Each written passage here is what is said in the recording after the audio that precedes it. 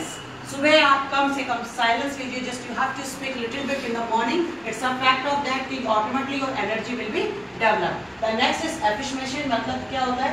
Affirmation मतलब होता है सकारात्मक, you think positive, whenever you will think the positive you will get the success in your life. Always think positive that I can do everything in my life, automatically you can do it. ठीक है, firstly you have to develop your positive thinking. आपकी positive thinking develop होगी क्योंकि व्यक्ति सपने तो देखो, लेकिन वो सपनों को देखो जो बहुत ऊंची हो, क्योंकि ऊंचे सपने देखोगे तो आप आगे बढ़ोगे, और अगर आप छोटे सपने देखोगे तो वहीं छोटे नीचे ही रहोगे। हमेशा थिंक अबाउट दैट कि भाई मुझे कहाँ आगे बढ़ना है, कैसे आगे बढ़ना है, it is up to you, सब आपके ऊपर डिपेंड करता है। The next is visualization. Visualization मतलब होता है ऑफकोर्स दैट आप जो देख रहे हैं आप उस चीज को अडॉप्ट कीजिए, what ever the positive in your life, जो आपकी जिंदगी में पॉजिटिव है, सकारात्मक, उस चीज को अडॉप्ट कीजिए। Never adopt the negative things, गलत चीजों को अडॉप्ट मत कीजिए, पॉजिटिवली। और ऑफकोर्स दैट जितना भी जो भी आप देख रहे हो, अच्छे लोगों को देख रहे हो, उनकी कॉपी कीजिए, किस तरह से वो कर रहे हैं, किस तरह से जीवन में वो आगे बढ़े हैं, क्योंकि हम उन सेलिब्रिटियों को देखें जो अपनी जिंदगी में आगे बढ़ी है। जैसे मैंने आपको एक example of Amitabh Bachchan ji, mister Narendra Modi ji, of course that Bill Gates, Ratan Tata, जिन लोगों के मैंने आपको एग्जांपल्स दिए हैं, you have to see that, क्योंकि आप अपने से ऊपर वालों को देखोगे then you will get success in your life. अपने से डाउनफॉल वालों को देखोगे तो जिंदगी में आप अपने आप को डाउनफॉल में ही देखोगे। The next is this exercise. You should be do the exercise regularly. Exercise का मतलब not only that the physical exercise and of course that to workout exercise. जो भी आप कोई काम कर रहे हो वो रेगुलरली होना चाहिए। Regularly you have to do the practice for that work. Then you will get the success in your life. And the next is this reading. You should be generate your reading skills. अपनी reading skills को develop करो, क्योंकि आप जो नई नई चीजों को सीखोगे then you will go through by the implementation. आप कोई नई चीज सीखोगे नहीं, you will think about it नहीं, मेरे पास बहुत ज्ञान है, आई एम सो मच ज्ञानी, मुझे ज्ञान की जरूरत नहीं है, तो वही ज्ञानी जो है वो पीछे खड़ा होता है।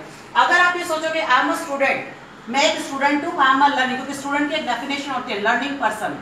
ठीक है, लर्निंग पर्सन मतलब जो सीख रहा है, और जब आप सीखोगे till death we always learn something from the others, it's a universal fact. तो आप हमेशा ये चीज सोचिए कि मुझे लर्निंग प्रोसेस में जाना है, मुझे सीखना है, तो मुझे कभी भी ये नहीं सोचना है कि मैं बड़ा हूँ या छोटा हूँ। आपकी रीडिंग प्रोसेस होनी चाहिए, आपको जहां से भी कोई भी ज्ञान मिल रहा है आप सीखिए, पढ़िए, चाहे आप किताबें पढ़िए, चाहे मोबाइल के थ्रू कोई भी आपको ऐसा लगता है कि this is information for me end of course I will get the success by this information, so please do that work. And the next is scribbling, means लिखना, write. You have to write immediately whatever you are writing. If you think about that कि यार ये point बड़ा important है, this point is very important, या ये तो एक importance रखता है, तो you have to write immediately. कुछ समय के बाद हम उन चीजों को भूलना शुरू कर देते हैं, फिर हम दिमाग लगाते हैं यार मैंने उस दिन क्या सुना था। ठीक है, मेरी एक आदत है, अगर मुझे किसी का कोई कोटेशन अच्छा लगता है I always right in my diary. क्यों? क्योंकि मुझे लगता है कि I will use this quotation in my future, क्योंकि आज मुझे उसका कोटेशन अच्छा लगा तो शायद मेरा कोटेशन दूसरों को अच्छा लगे।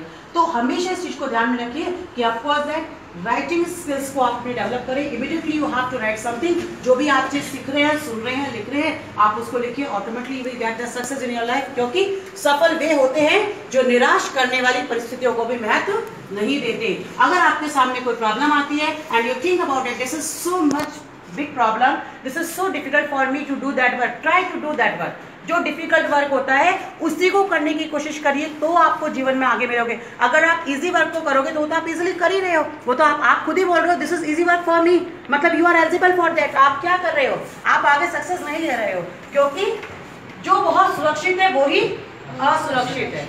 जो अपने आप को कंफर्ट जोन में समझता है वो ही अनकंफर्ट जोन में है, क्योंकि उसे खुद नहीं पता कि बम कब गिर जाएगा उसके ऊपर। तो सबसे पहले अपने आप को उस चीज में आगे रखिए, अवेयर रखिए। In every field you should be aware always, then you will get success in your life. Thank you.